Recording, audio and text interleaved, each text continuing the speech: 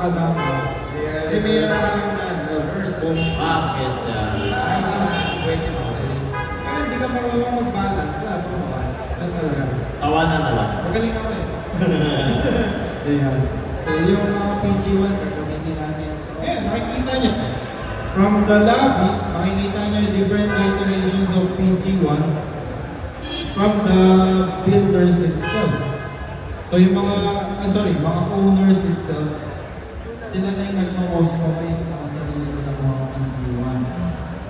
So lahat ng interesado na mag-build, pwede nyo kausapin yung mga builders na nandito, pwede kayong makapag-collaborate kung kailangan nyo ng parts, kailangan nyo ng At hindi naman yun yung meron din sa labas eh.